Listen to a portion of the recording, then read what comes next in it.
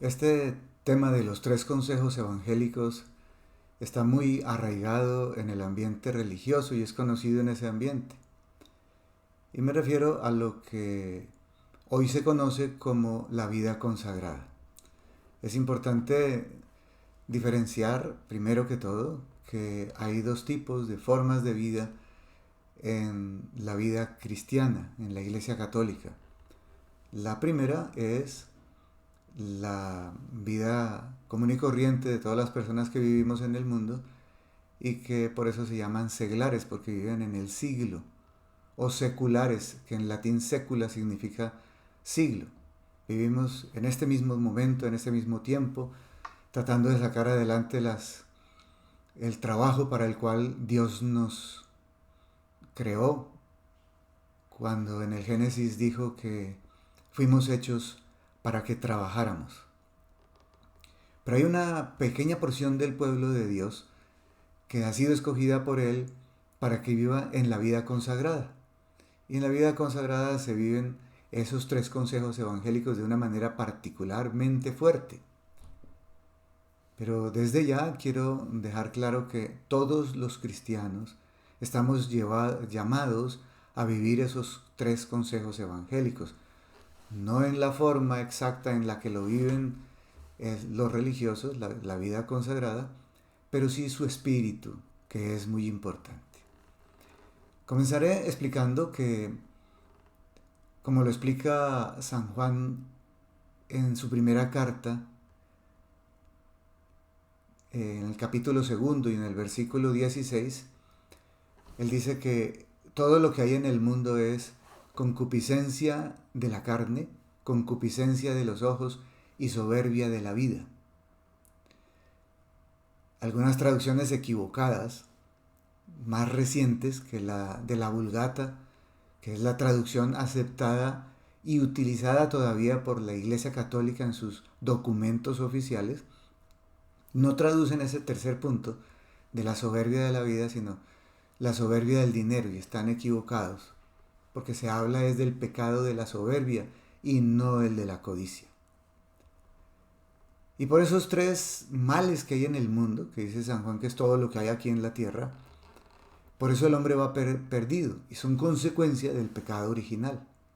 Y va perdido porque no sabe por dónde debe ir para encontrar la felicidad eterna en el cielo. Recordemos que toda felicidad puede ser felicidad si es eterna. Si es temporal, no hay felicidad, porque está uno pendiente de que algún día se le va a acabar. Para que sea felicidad tiene que ser eterna. Pues bien, la concupiscencia de la carne es lo que se refiere a la lujuria, a la pereza y a la gula.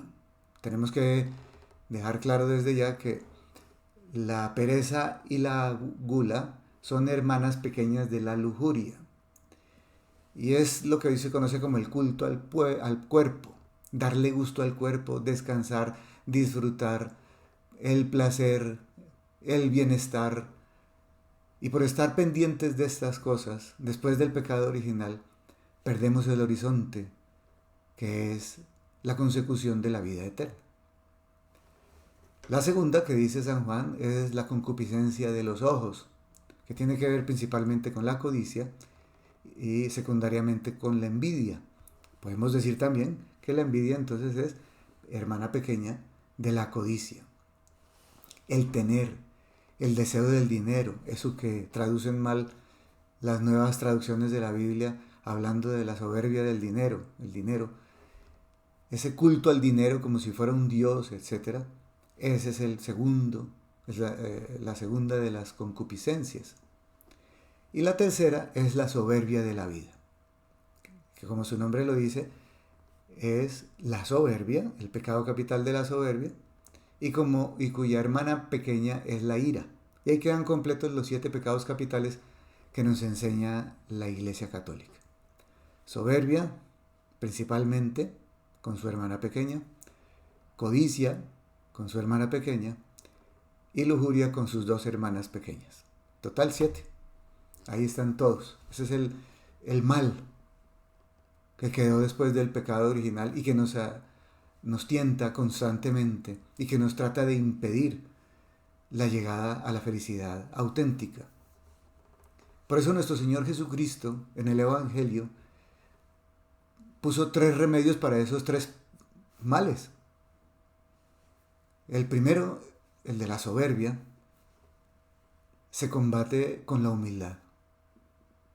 El segundo, el de la codicia, se combate con la austeridad y sobre todo con el no apegamiento, el no apegarse a las cosas, a las personas, a las ideas, a uno mismo. Es la libertad auténtica. Y el tercero, que es la lujuria, se combate con la pureza interior, que bien definida por una santa consiste en ser indiferentes a todo lo que no sea amor. Que estamos hechos para amar, nos lo recuerda esto, y que fuimos emanados del amor y debemos llegar de nuevo al amor para completar nuestra felicidad.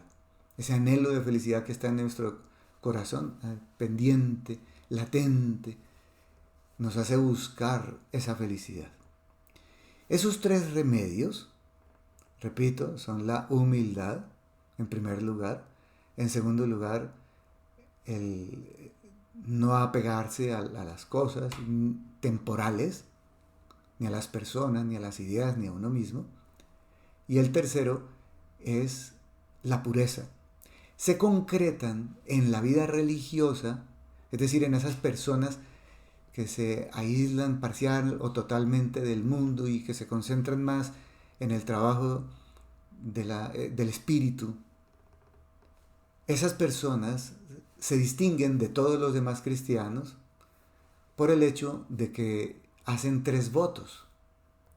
Es decir, concretan en una forma de vida esa humildad para combatir la soberbia en la obediencia a los superiores. Ese es el primer voto que hacen. El segundo, repito, de la misma manera, concretan ese consejo, esa espiritualidad de no apegarse en el voto de la pobreza. No tienen nada propio.